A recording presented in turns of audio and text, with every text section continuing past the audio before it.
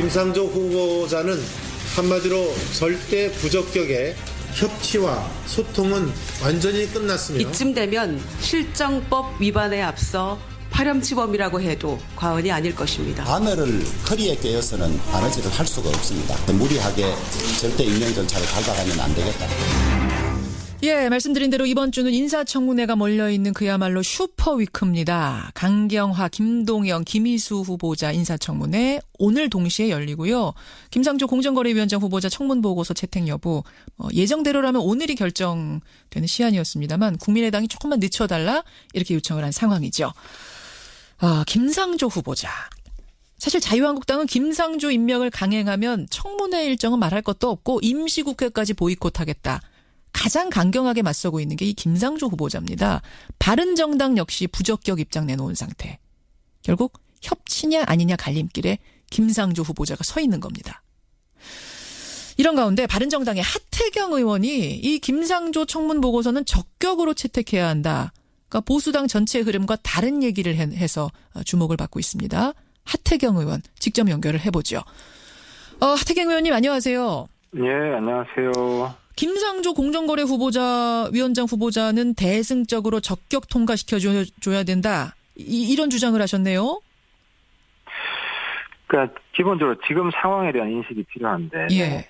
이제 문재인 정부가 좀 조기 안정화가 돼야 됩니다. 그 문재인 정부는 이제 다른 정부랑 좀 다른 게 예. 작년 가을에 이제 촛불 전국 이후에 탄핵 거치면서 사실상 대한민국이 무정부 상태였어요. 그렇죠.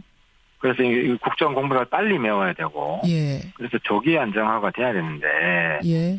지금 뭐 성인 군자 뽑듯이 청문회 하다가는 국정 혼란만 계속될 수밖에 없고, 그러면 피해는 우리 대한민국 국민이 고스란히 받는 거죠. 성인 군자 뽑듯이 인사청문회 하면서 시간을 끌기에는 우리가 잃는 게 너무 많다. 그렇죠. 다른 시기와 완전히 다르지 않습니까? 다른 시기. 게다가 예. 과거 청문회에 예. 그 악순환을 이제 더 이상 반복해서는 안 됩니다. 이제 과거 청문회 에헤. 미국도 마찬가지인데 예. 거의 국정 마비 제도로 이게 변질되었어요. 알겠습니다. 그러니까 이제 능력 중심으로 사람을 뽑아야 되는데 예. 거의 뭐 도덕적 순결 찾느라고 다들 밤새고 있는 거 아닙니까? 알겠습니다. 능력보다도 그러니까 이런 방식의 도덕성. 청문회 제도에 대한 반성도 필요하죠. 근데 이제 김상조 후보자 부적격이라고 생각하는 분들의 얘기는 뭐냐면 이게 다른 자리도 아니고 공정거래위원장 자리 아니냐. 그러니까 윤리적인 엄격성이 능력만큼이나 중요한 자리다. 누가 누구를 감독할 수 있겠느냐. 도덕성에 흠결이 있는 사람이라면 이런 얘기거든요. 그러니까 이제 공정거래위원장, 윤리위원장은 아니죠. 어허. 공정거래위원장은 자본주의 자유경쟁 체제를 촉진하고 강화하는 그런 자리 아닙니까? 담합, 독점 예. 이런 걸 깨는 자리 아니겠습니까? 예. 때문에 담합, 독점을 깨는 자리에 뭡니까? 거의 목사님, 스님 뽑듯이 경제에 대한 전문성이 가장 중요하고 또 본인이 여태까지 살아오면서 그런 독점과 단합을 깨는데 얼마나 충실하게 살았느냐. 이런 부분은 사실상 입증이 된 거 아닙니까? 입증이 된 거라고 보세요. 결정적인 하자가 없으면 적격 통과시켜줬던 거죠. 근데 자유한국당은 불공정거래 종합세트다. 특히 부인의 그 채용 점수 변조 사건, 토익 901점 이상이어야 되는데 부인은 900점이었는데 통과가 됐다. 이 사건은 정유라 이대 부정입학 사건하고 똑같은 이런 중대한 범죄다라고까지 규정을 했습니다. 이거 어떻게 보세요? 그러니까 그 입장은 바른정당 똑같아요. 그래서 이제 바른정당의 입장이 이제 부적격으로 지금 정리가 됐죠. 다수가 지금 그런 입장인데, 제가 볼 때도 그건 심각해요. 이제 커트라인이 90점인데 900점, 91점으로 변조됐다는 거 아닙니까? 그렇죠. 1점 차이가 중요한 게 아니라 900점에서 901점으로. 부인은 900점, 커트라인이 원래 기준은 901점 이렇게 되는 거죠? 그렇죠. 그러니까 이게 1점 차이가 큰 문제냐고 하는 게 아니라 커트라인에서 벗어나느냐 이 문제이기 때문에 굉장히 중요한 문제죠. 근데 정유라 건은 최순실 엄마가 직접적으로 다 관여했지 않습니까? 그게 입증이 된 것이고 이 부분은 중요한 거는 김상조 후보자가 이걸 직접 개입을 했느냐 하는 근거는 없단 말이죠. 아하. 와이프가 문제지. 그러니까 이제 한국적인 문화상 예. 이게 와이프가 문제면 본인도 당연히 알고 개입했기 때문에 저런 일이 발생한 거 아니냐 이렇게 이제 생각을 하는 건데 만약에 본인이 여기 개입했다면 이건 이제 심각한 문제입니다. 근데 이제 본인이 직접 개입했다는 증거는 아직 없고 이런 상태이기 때문에 와이프 문제로 본인을 이제 부적격으로 처리하는 거는 이것도 일종의 연좌제라고 봐야 된다. 연좌제를 들이댈 것이냐 이런 말씀. 근데 바른정당이 만약에 본인이 개입돼 있다고 하면 이건 본인이 하면 안 됩니다. 그거는 진짜 심각한 문제다. 본인이 개입돼 있으면. 그렇죠. 근데 지금까지 정황으로 봤을 땐 근거가 없다. 근데 문제는요. 지금 제1야당의 반대에도 불구하고 임명을 이제 강행했을 경우에 그 다음 펼쳐질 상황이에요. 임시국회 보이콧, 청문 일정 보이콧. 대통령으로서는 밀고 나가기가 상당히 부담스러운 상황인데 그럼 문 대통령이 이 상황에서 어떤 결정을 해야 된다고 보세요? 저는 문재인 대통령도 비판을 좀 해야겠는데요.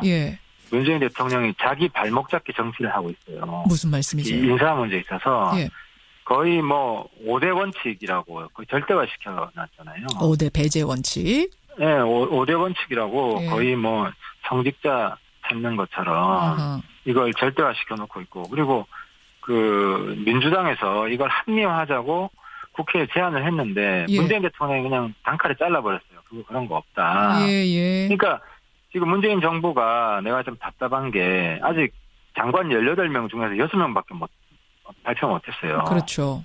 12명이 공석이에요. 그러니까 본인이 스스로 계속 국정 공백을 초래하고 있는 거예요. 문재인 대통령 본인이. 그래서 제가 볼 때는 청와대도 너무 무리하게 이걸 문재인 정부는 성직자 정부처럼 가져가려는 이 고집을 좀 양보를 해야 되고 국회도 좀 합리적인 기준을 제시해서 청와대를 설득해야 되고 양쪽이 아무튼 조금씩 국정 마비가 장기화되고 있는 데는 문재인 정부도 책임이 있고 또 자유한국당은 그 빌미로 문재인 정부 스스로 제시한 거 아니냐 이런 실제로 자유한국당은 묻지마 반대하고 있거든요. 묻지마 반대를 하고 있다고 보세요? 네. 그리고 심지어 자기들이 우리도 사실 저도 새누리당에 있을 때 민주당이 너무 하는 걸 봤어요. 그렇다고 하더라도 복수를 해야 된다고 한풀이 정치하면 안 된다고 생각하고 그렇게 보시는군요. 정치 발전하면은 과거에 민주당이 그랬더라도 지금 우리가 똑같이 한다. 이거는 정치 발전이 아니잖아요. 알겠습니다. 그럼 문 대통령이 지금 어떻게 해야 돼요? 결국 그래서? 문 대통령이 과감하게 국정 공백이 너무 장기화된다. 이건 모든 국민들의 피해고 문재인 정부 실패로 갈 수도 있는 겁니다. 그러니까 문재인 정부 성공을 위해서 문재인 정부가 이거는 5대 원칙. 이건 절대적인 기준이 아니다. 능력이 중요하고. 그걸 좀 인정하고. 그거는 인정을 해야죠. 그러면 뭔가 사과라든지. 결자해지 하지 않으면 하고. 야당 입장에서는 계속 문재인 스스로 정한 기준인데. 알겠습니다. 이러면서 발목 잡기를 하겠죠. 그렇게 해서 조금씩 조정을 해서 이 난관을 극복해야 된다 이런 말씀. 근데 지금 김상조 후보자가 그렇게 해가지고 적격 통과가 되더라도 강경화, 김동연, 김희수 줄줄이 기다리고 있습니다. 특히 강경화 후보자 오늘 이제 인사청문회 열리는데 어떤 입장이세요? 개인적으로는 여기에 대해서. 그럼 이제 이건 청문회를 좀 봐야 될 것 같고요. 저는 강경화 후보자보다 김희수 헌재소장 후보자가 좀 더 심각한 것 같아요. 김희수 후보자가 더 심각하다고요? 네, 왜 심각하냐면 5.18 문제로 진보 진영에서 거부감이 있어요. 그리고 통진당 문제로 보수 진영에서 거부감이 있어요. 그러니까 이분은 진보 보수 진영에 지금 다 미운 털이 박혀 있습니다. 근데 5.18 단체 같은 경우는 괜찮다. 우리는 이분 적격이다라고 이야기를 했는데 그것과는 좀 별개라고 보세요. 국민 감정은. 그러니까 최선의 후보자는 아니죠. 당시에 군부 정권 하에서 어떻게 방지를 줄 수 있었겠느냐. 그런 똑같잖아요. 일제시대에서 어떻게 단일을 할 수 있었겠느냐. 이런 거랑 비슷한 논리고 한데 어쨌든 거기에서 저촉되지 않는 이런 사람들 얼마든지 있지 않습니까? 왜 김희수가? 그러니까 어쨌든 최선의 베스트 후보자는 아닌 건 확실하죠. 그래서 당시 상황을 양해를 할 수 있다고 이야기는 할 수 있겠지만 때문에 저는 민주당 내에서 여당 내에서도 이 거부감이 좀 있을 거라고 보고요. 왜냐하면 5.18 정신 지금 문재인 정부의 거의 집권 국정정신 비슷하게 돼 있지 않습니까? 헌법에 위반이 된다고 하는. 헌법을 넣자고 했고 이런 상황에서 5.18 상황에 흠집이 나 있는 사람을 알겠습니다. 헌재 소장으로 한다. 이게 자기 합리화가 되냐. 저는 그렇게 묻고 싶습니다. 김희수 후보자 청문회가 더 험난할 것이다. 이런 생각이신데 예. 하태경 의원님 지금 시간이 없는데 오늘 주제하고는 전혀 다른 얘기인데요. 인터뷰 연결하기 전에 하태경 의원께서 국민들한테 꼭 좀 드리고 싶은 사드 관련된 얘기가 있다. 그러셨다면서요? 그러니까 이제 사드 관련해서 예. 청와대가 청와대 비판을 좀 하려고 하는 건데요. 추가 반입, 사기 발사대 예? 이걸 가지고 별 재미를 못 봤잖아요. 그냥 꼬리 자르기 비슷하게 정책실장 한 사람, 그것도 직무배제 이렇게 했는데 이게 안 통하니까 다시 들고 나오는 게 환경평가예요. 환경영향평가를 네. 이제 1년 정도 제대로 하겠다. 이런 이야기가 나왔습니다. 그렇죠. 근데 이제 환경평가 기준이 예. 사업 면적이에요. 공여 면적이 아닙니다. 근데 예. 청와대는 환경평가 기준이 공여 면적인 것처럼 발표를 또 했어요. 어허. 공여 면적을 70만 평방미터인데 이거를 32만으로 줄여가지고. 예. 쪼개기 해서 지금 이게 쪼개기 해서. 그러니까 33만이 기준이다. 환경영향평가가 줄어들었다 이런 발표죠. 근데 이 33만 평방미터는 공여 면적이고. 예. 이 기준이 공여 면적이 아니라 사업 면적이기 때문에 이 사업 면적은 10만 평방미터밖에 안 됩니다. 사업 면적이 기준이 돼야 된다라고 보세요. 이게 뭐 정해져 있는 겁니까? 법령에 이렇게 돼 있어요. 사업 면적 기준이요. 사업 면적이 기준이다. 왜냐하면 환경에 영향받는 면적은 사업하는 면적이잖아요. 뭐 아무런 사업도 안 하고 예. 그냥 자연 그대로 있는 거는 환경에 영향 안 받습니까? 예. 그래서 사업 면적이 기준인데 청와대가 이것도 헷갈려. 그러니까 지금 사드 무리하게 자꾸 공격하려다가 지난번에는 반입인지 배치인지 용어도 헷갈리고 이제는 알겠습니다. 법령에 나온 이야기도 마치 지금 청와대가 뭐 제가 볼 때는 팩트 체크에 엉켜가지 않았다고 보이지만 어쨌든 의도됐든 안 했든 허위 사실을 청와대가 유포하고 있다. 이 부분은 이제 오늘 주제는 아니었기 때문에 저희가 더 깊이 들어가지는 않겠습니다만 공여 면적, 사용 면적, 사업 면적 이 부분에 대해서는 네. 저희도 좀 추가 조사를 해야 될 것 같고요. 이 부분에 관한 관련된 인터뷰는 따로 또 준비해야 될 것 같습니다. 하태경 의원님 여기까지 말씀 듣겠습니다. 고맙습니다. 네, 감사합니다. 예, 네. 바른정당 하태경 의원이었습니다. 하태경 의원이었습니다. 직접 개입을 했느냐 하는 근거는 없단 말이죠. 아하. 와이프가 문제지. 그러니까 이제 한국적인 문화상 예. 이게 와이프가 문제면 본인도 당연히 알고 개입했기 때문에 저런 일이 발생한 거 아니냐 이렇게 이제 생각을 하는 건데 만약에 본인이 여기 개입했다면 이건 이제 심각한 문제입니다. 근데 이제 본인이 직접 개입했다는 증거는 아직 없고 이런 상태이기 때문에 와이프 문제로 본인을 이제 부적격으로 처리하는 거는 이것도 일종의 연좌제라고 봐야 된다. 연좌제를 들이댈 것이냐 이런 말씀. 근데 바른정당이 만약에 본인이 개입돼 있다고 하면 이건 본인이 하면 안 됩니다. 그거는 진짜 심각한 문제다. 본인이 개입돼 있으면. 그렇죠. 근데 지금까지 정황으로 봤을 땐 근거가 없다. 근데 문제는요. 지금 제1야당의 반대에도 불구하고 임명을 이제 강행했을 경우에 그 다음 펼쳐질 상황이에요. 임시국회 보이콧, 청문 일정 보이콧. 대통령으로서는 밀고 나가기가 상당히 부담스러운 상황인데 그럼 문 대통령이 이 상황에서 어떤 결정을 해야 된다고 보세요? 저는 문재인 대통령도 비판을 좀 해야겠는데요. 예. 문재인 대통령이 자기 발목 잡기 정치를 하고 있어요. 무슨 말씀? 김상조 후보자는 한마디로 절대 부적격의 협치와 소통은 완전히 끝났으며 이쯤 되면 실정법 위반에 앞서 파렴치범이라고 해도 과언이 아닐 것입니다. 바늘을 허리에 꿰어서는 바느질을 할 수가 없습니다. 무리하게 절대 임명 절차를 밟아가면 안 되겠다. 예, 말씀드린 대로 이번 주는 인사청문회가 몰려있는 그야말로 슈퍼위크입니다. 강경화, 김동연, 김희수 후보자 인사청문회 오늘 동시에 열리고요. 김상조 공정거래위원장 후보자 청문보고서 채택 여부 예정대로라면 오늘이 결정되는 시한이었습니다만 국민의당이 조금만 늦춰달라 이렇게 요청을 한 상황이죠. 김상조 후보자. 사실 자유한국당은 김상조 임명을 강행하면 청문회 일정은 말할 것도 없고 임시국회까지 보이콧하겠다. 가장 강경하게 맞서고 있는 게 이 김상조 후보자입니다. 바른정당 역시 부적격 입장 내놓은 상태. 결국 협치냐 아니냐 갈림길에 김상조 후보자가 서 있는 겁니다. 이런 가운데 바른정당의 하태경 의원이 이 김상조 청문 보고서는 적격으로 채택해야 한다. 그러니까 보수당 전체 흐름과 다른 얘기를 해서 주목을 받고 있습니다. 예.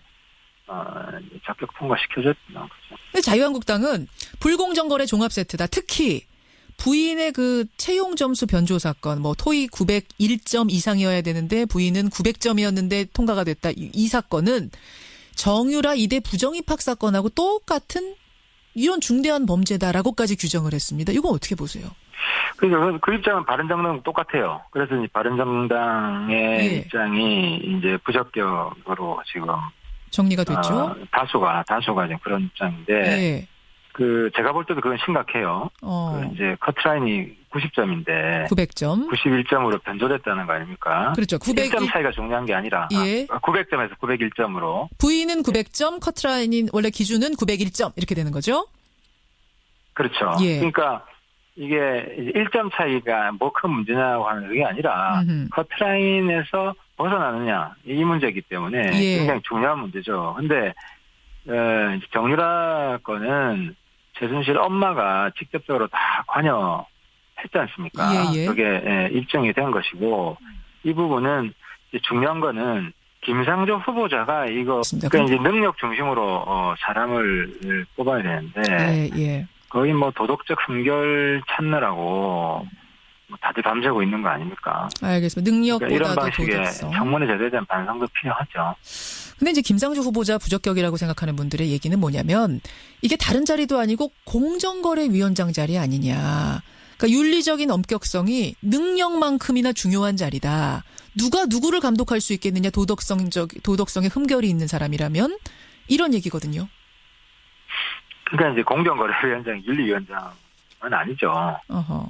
공정거래위원장은 자본주의 자유경쟁 체제를 촉진하고 강화하는 그런 자리 아닙니까? 담합, 독점 이런 걸 깨는 자리 아니겠습니까? 예. 때문에 담합, 독점을 깨는 자리에 뭡니까? 거의 목사님, 스님 뽑듯이 경제에 대한 전문성이 가장 중요하고 또 본인이 여태까지 살아오면서 그런 독점과 단합을 깨는데 얼마나 충실하게 살았느냐. 이런 부분은 사실상 입증이 된 거 아닙니까? 입증이 된 거라고 보세요. 결정적인 하자가 없으면. 예, 하태경 의원 직접 연결을 해보죠. 하태경 의원님 안녕하세요. 예, 안녕하세요. 김상조 공정거래 위원장 후보자는 대승적으로 적격 통과시켜줘야 된다. 이런 주장을 하셨네요. 그러니까 기본적으로 지금 상황에 대한 인식이 필요한데 이제 문재인 정부가 좀 조기 안정화가 돼야 됩니다. 문재인 정부는 이제 다른 정부랑 좀 다른 게 작년 가을에 이제 촛불 전국 이후에 탄핵 거치면서 사실상 대한민국이 무정부 상태였어요. 그렇죠. 그래서 이 국정 공백을 빨리 메워야 되고 그래서 조기 안정화가 돼야 되는데 지금 성인 군자 뽑듯이 청문회 하다가는 국정 혼란만 계속될 수밖에 없고 그러면 피해는 우리 대한민국 국민이 고스란히 받는 거죠. 성인 군자 뽑듯이 인사청문회 하면서 시간을 끌기에는 우리가 잃는 게 너무 많다. 그렇죠. 다른 시기와 완전히 다르지 않습니까? 다른 시기. 게다가 과거 청문회에 그 악순환을 이제 더 이상 반복해서는 안 됩니다. 이제 과거 청문회 미국도 마찬가지인데 거의 국정 마비 제도로 이게 변질되었어요.